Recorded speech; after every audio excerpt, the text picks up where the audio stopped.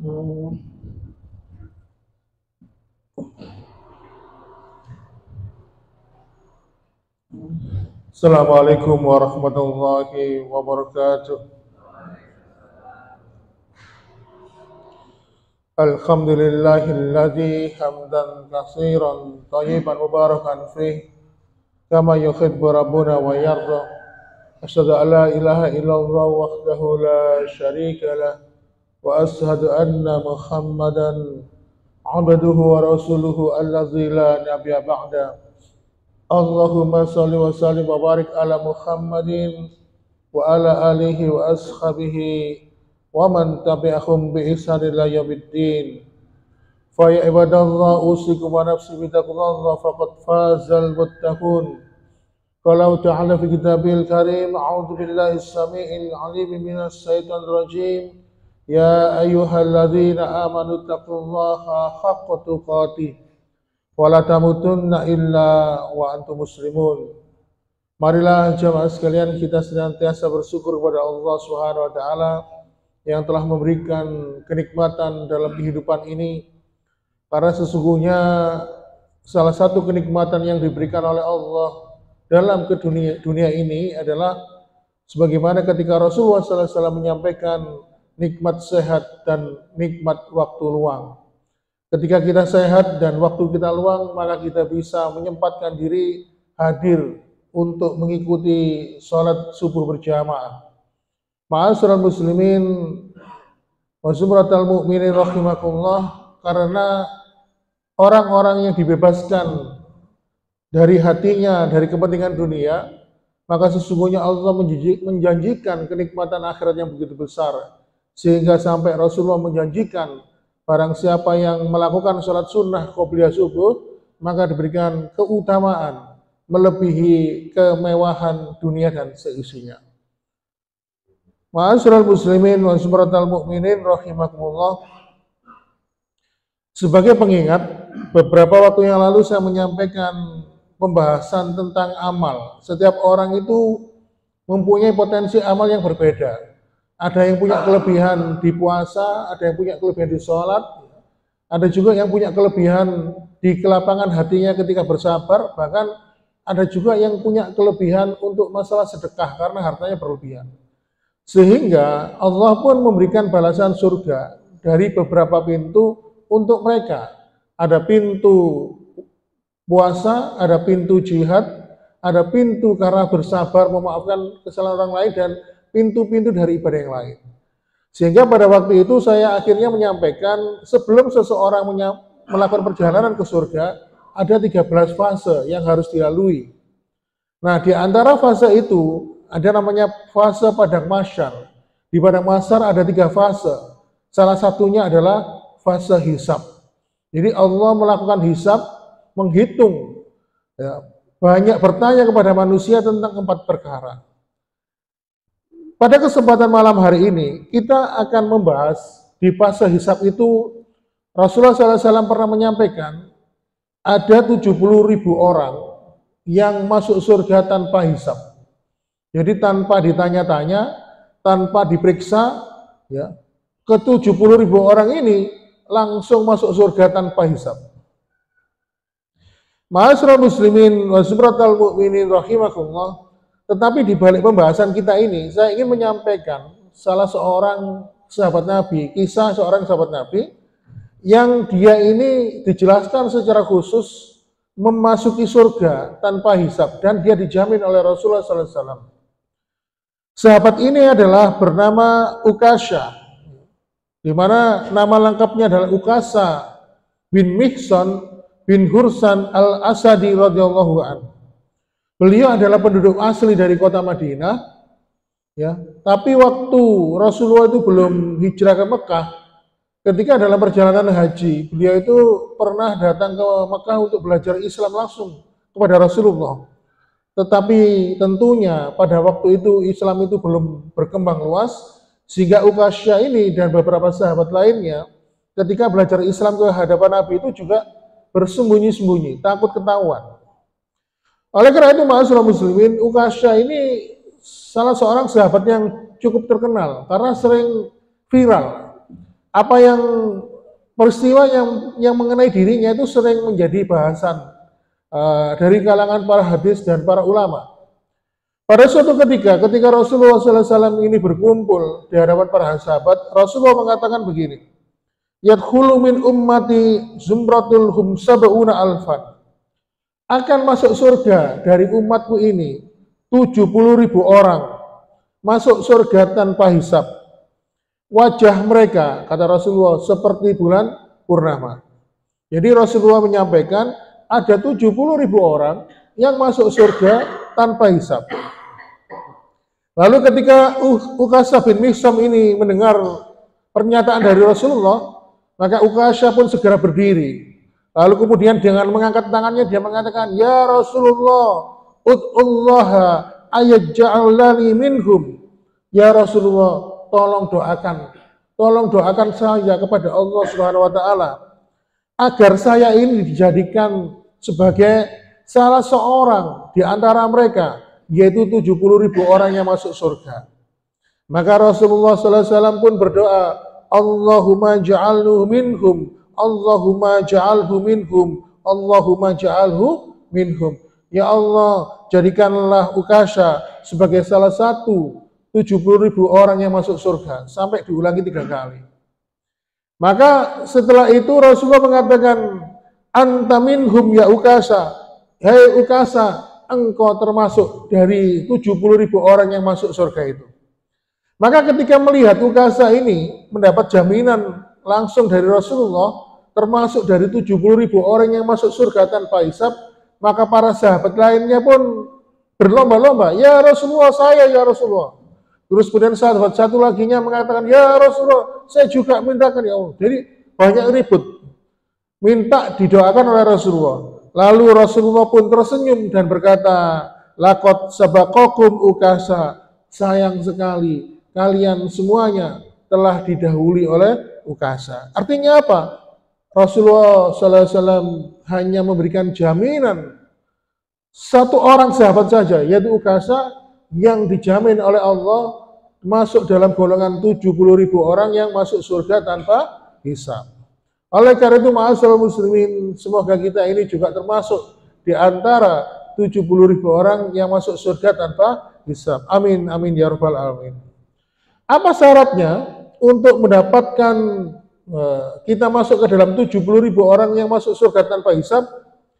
Dalam sebuah riwayat yang lain disebutkan Rasulullah SAW pernah menyampaikan dalam hadis riwayat Imam Bukhari, syarat untuk mendapatkan jaminan 70.000 orang masuk surga adalah humul ladina la yattatoyarun wala yastarqun wala yaqdawun wa ala rabbihim yattawakkalun. Yang pertama adalah mereka tidak pernah bertatoyur. Tatoyur itu percaya kepada hal-hal yang misalnya dihubung-hubungkan dengan misalnya kalau menurut kebiasaan masyarakat kita, kalau ketiban cecek di kepala, waduh apes juga. Duh, masuk lagi dino apesku kan gitu. Atau kadang-kadang sering jumpai kalau kita naik kendaraan, terutama sepeda motor di perjalanan, tiba-tiba ada kucing melintas, nggak sengaja kepelindes akhirnya mati. Waduh, iki nek gak segera dirawat, apa mayatnya si kucing ini pasti akan membuat molo kalau orang Jawa. Saya dulu sempat percaya, Pak, waktu sekolah SMP dulu ya. Saya sampai kepikiran 1 minggu. Waduh, katanya saya lihat setiap pulang sekolah saya lihat bangkainya itu di pinggir jalan, saya biarkan gitu. Tapi ternyata juga tidak ada apa-apa. Akhirnya saya juga nggak percaya. Jadi walaupun saya ini banyak angkatan ojo lewat kuno ini, saya alhamdulillah tidak percaya. Nah, seperti kepercayaan orang kita, Pak, kalau ada burung hantu atau manuk dares, wah pasti ada orang akan meninggal dunia. Padahal kalau di Jepang tidak ada burung hantu, tapi di sana juga banyak orang mati, Pak. Makanya bertatoyur ini menjadi salah satu kebiasaan bangsa Arab waktu itu. Mereka itu suka mengundi. Kalau melakukan perjalanan, ternyata ada burung yang berbunyi seperti ini, mereka nggak jadi berangkat, takut mendapatkan kesialan. Tapi kalau mendapatkan burung yang berbunyi seperti ini, mereka baru bisa berangkat. Kadang-kadang mereka juga mengundi anak panah, itu tidak boleh. Makanya salah satu syarat untuk mendapatkan supaya kita ini masuk jaminan 70.000 orang yang masuk surga tanpa hisab, kita tidak boleh bertatayur. Kemudian yang kedua, wala yastarkun, mereka yang tidak minta diruqyah. Mereka yang tidak minta diruqyah di sini artinya mereka yang tidak minta diruqyah dengan jampi-jampi sirqiyah. Jadi misalnya dia datang ke ada seorang yang dianggap kiai, kemudian diruqyah, didoakan. Nah, kalimat ruqyahnya itu ada tambahannya, meminta kepada selain Allah. Wis berdoa banyak-banyak langsung ditutup dengan kalimat wahai kakang adiari, dulur papat lima pancor dan sebagainya. Atau mungkin menggunakan kalimat-kalimat yang lain. Nah, ini yang nggak boleh. Ketika ada seseorang yang meminta diruqyah dan ruqyah, bacaan ruqyah itu mengandung kesyirikan, maka ketika dia minta diruqyah seperti ini, maka dia tidak akan mendapatkan jaminan masuk dalam surga tanpa hisab sebanyak 70.000 orang. Tapi Rasulullah mengatakan kalau dia minta ruqyah yang syariah, yang murni, ruqyah itu diajarkan oleh Allah dan Rasulnya, dan bacaan ruqyah itu tidak mengandung kemusyrikan, maka diperbolehkan. Karena Rasulullah SAW menyampaikan la ba'sa birruqa malam yakunu fihi sirkhan. Tidak apa-apa minta ruqyah itu selama tidak ada unsur kesyirikan. Jadi ada beberapa ruqyah yang diajarkan oleh Rasulullah SAW. Yang paling sering, yang paling gampang itu adalah ketika kita sakit, ya, Allahumma ini a'udzubika bi izzatillah wa qudrati min azid wa khadim. Jadi untuk menghilangkan keresahan dalam hati kita. Karena orang sakit itu kadang-kadang kalau sakit itu kan timbul keresahan di dalam hatinya. Kenapa awak pikir kok moro-moro gini? Saya kadang-kadang punya teman itu greges apa itu legopo kabeh. Awak kok ngene ya? Wedi. Nah, bacaan ruqyah itu tadi untuk menghilangkan keresahan hatinya tadi. Jadi berlindung kepada Allah Subhanahu wa taala. Kemudian yang ketiga, syarat untuk mendapatkan masuk golongan 70.000 orang masuk surga tanpa hisab adalah wala yastaun, yaitu mereka yang tidak berobat dengan besi panas. Walaupun dibolehkan. Jadi waktu itu ketika dalam zaman peperangan, para sahabat itu kan banyak yang terluka.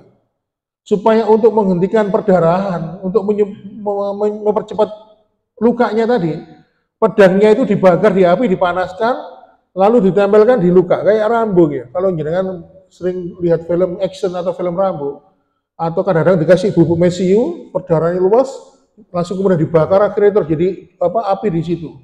Nah, barang siapa yang menghindari menggunakan cara kai atau sundutan api ini, besi panas ini, maka dia akan mendapatkan jaminan masuk surga dari 70.000 orang yang masuk surga tanpa hisab. Kemudian yang keempat adalah syarat yang keempat untuk mendapatkan jaminan masuk surga tanpa hisab, yaitu adalah wa ala rabbihim yatawakkalun. Mereka senantiasa bertakwakal kepada Allah Subhanahu wa taala.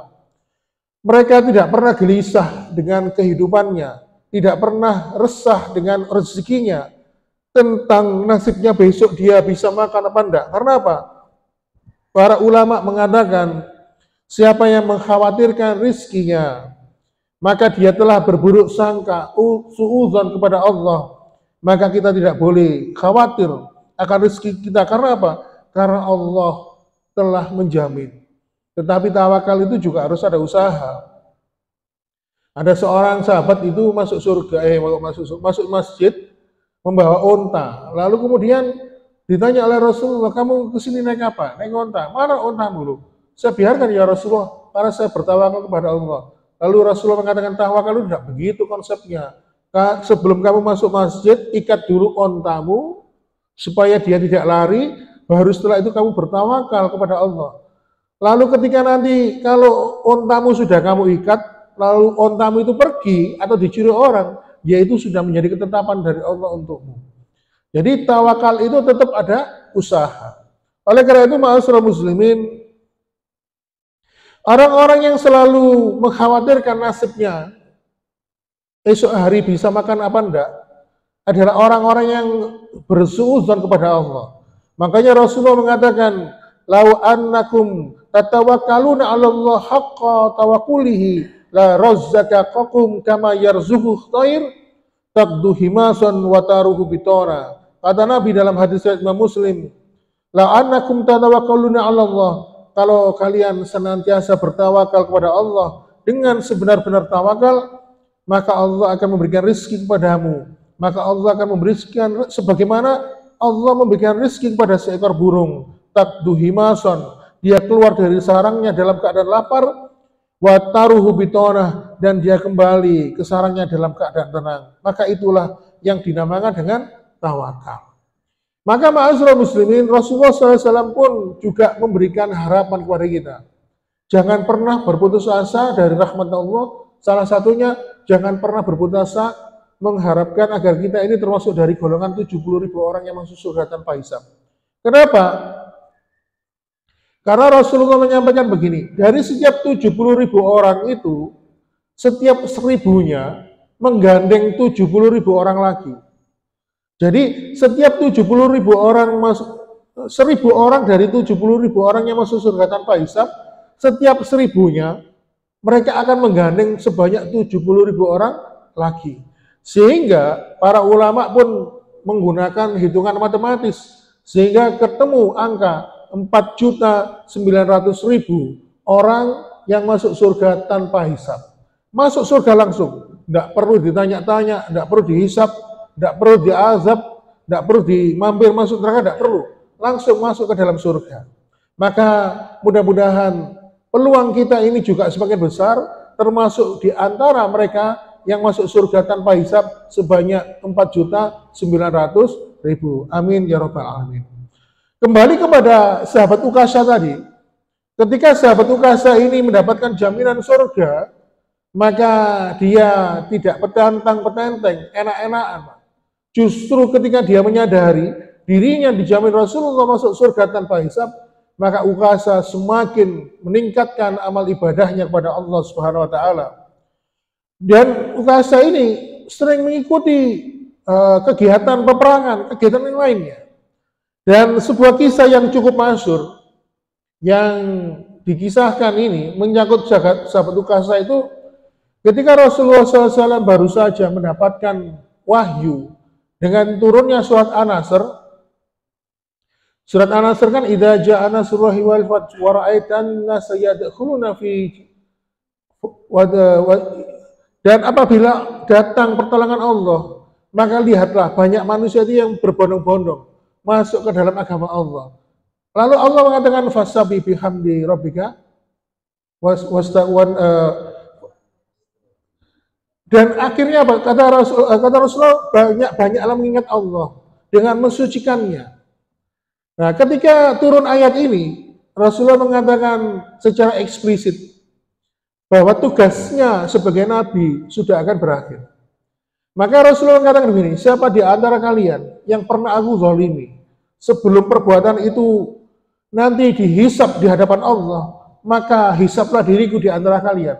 Kalau aku pernah berbuat zalim kepada kalian, maka datanglah kepadaku, mintalah pertanggungjawaban untukku. Lalu Ukasha pun merenung, akhirnya dia mengatakan, ya Rasulullah, dulu ketika di perang Badar, entah sengaja atau tidak, aku waktu itu kesabet cambukmu, sehingga menimbulkan bekas luka di dadaku ini, ya Rasulullah. Lalu kemudian, baiklah Ukasha, cambuklah aku. Melihat ini, para sahabat yang lainnya pun geram, marah. Bagaimana mungkin seorang sahabat Ukasha akan mencambuk Rasulullah?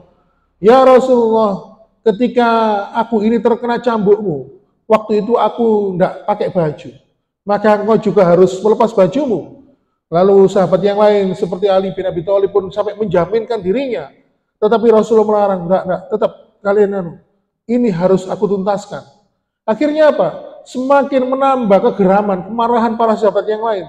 Bagaimana mungkin seorang Ukasha ini, ya, dia meminta kepada Rasulullah pertanggungjawaban, melakukan kisos. Akhirnya ketika Rasulullah sudah melepas pakaiannya, Ukasha sudah memegang cambuk di tangannya, lalu tanpa diduga oleh para sahabat yang lain, Ukasha segera melepaskan cambuknya, lalu dia segera berlari menuju Rasulullah, Lalu dipeluklah tubuh Rasulullah SAW dengan menangis histeris. Ukasha mengatakan, ya Rasulullah, bagaimana mungkin aku sanggup untuk mencambukmu? Aku sungguh mencintai engkau, maka izinkanlah aku untuk memelukmu, karena aku ingin mendapatkan keberkahan dari tubuhmu ini. Aku ingin senantiasa mendapatkan barokah darimu.